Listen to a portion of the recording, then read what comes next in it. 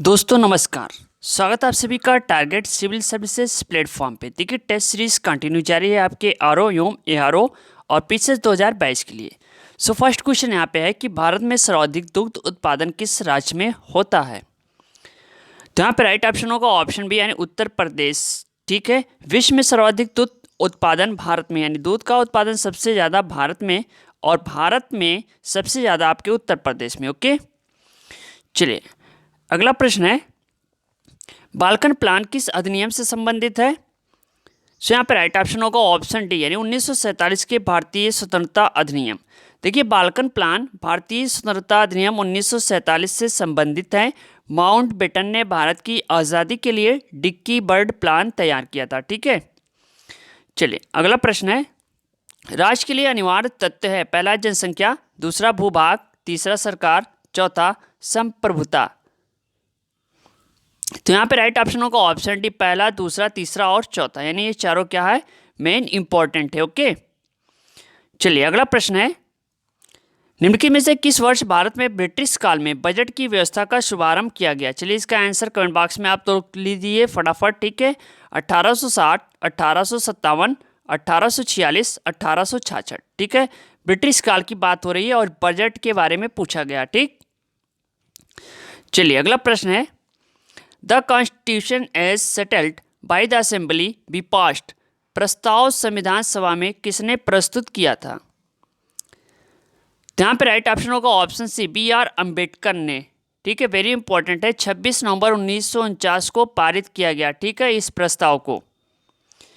चलिए अगला प्रश्न है यहाँ पे, सूची 1 को सूची 2 से सुमेलित कीजिए। देखिए सूची 1 में समिति है, सूची 2 में अध्यक्ष का नाम। ठीक, तो यहाँ पे राइट ऑप्शन होगा ऑप्शन बी संचालन समिति डॉक्टर राजेंद्र प्रसाद। ठीक है, संघ संविधान समिति जवाहरलाल नेहरू, प्रारूप समिति डॉक्टर अंबेडकर, प्रांतीय संविधान समिति सरदार पटेल। इस तरह से इसका सुमेलन होगा। ओके, चलिए अगला प्रश्न है, संविधान के किस अनुच्छेद के अंतर्गत न्यायालयों द्वारा संसद की कार्रवाइयों की जांच करना प्रतिबंधित किया गया है।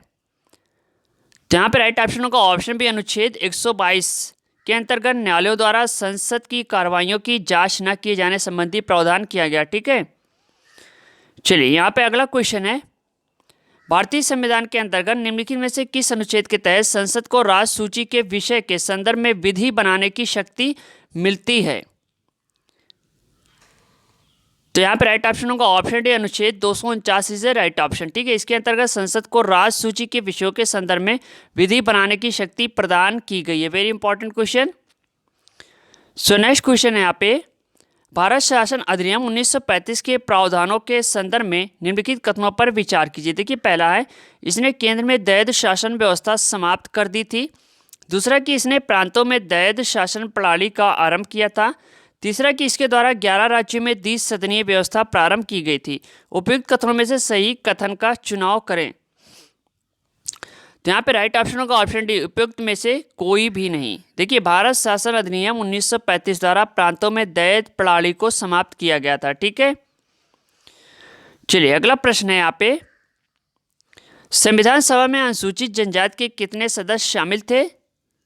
तो यहाँ पे राइट ऑप्शन होगा ऑप्शन बी 33, इससे मोस्ट इंपॉर्टेंट। ठीक है, तो इतना ही काफ़ी है इसमें।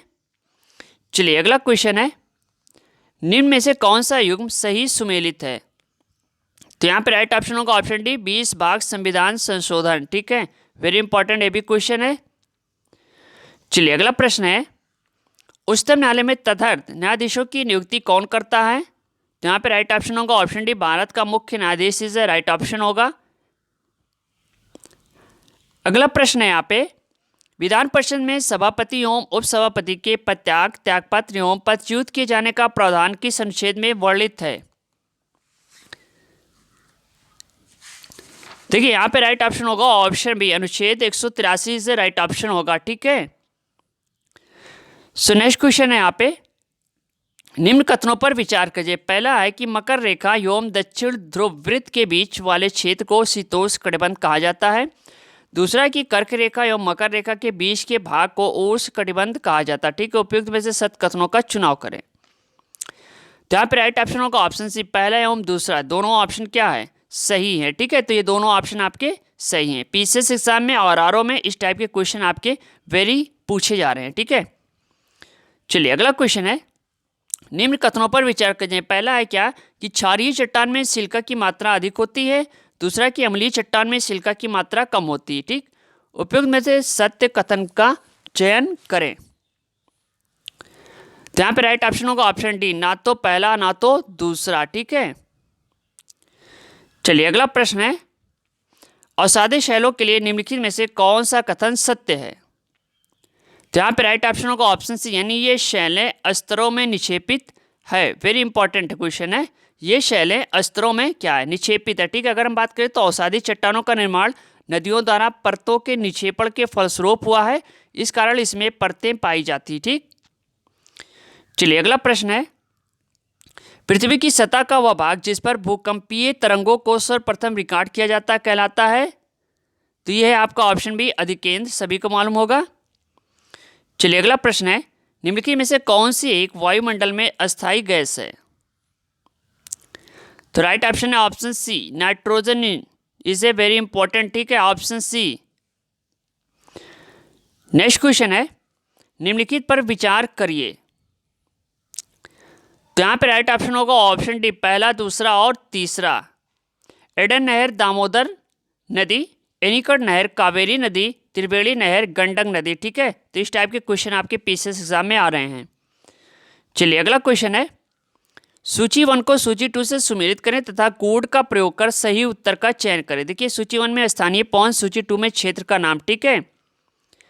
तो यहाँ पे देखिए फान कहाँ पे है, आल्प्स, ठीक है। अगर हम बात करें सिमोम की तो कुर्दिस्तान इज राइट ऑप्शन होगा। सांता आना कैलिफोर्निया, वेरी इंपॉर्टेंट है। ज़ंटा अर्जेंटीना, इस तरह से इसका सुमेलित होगा, ठीक है। चलिए अगला क्वेश्चन है, उष्णकटिबंधीय चक्रवातों को उनके स्थानीय नाम के अनुसार सुमेलित करिए। तो यहाँ पे option A is right option. देखिए हरिकेन की बात हो रही तो कैरेबियन सागर, ठीक है।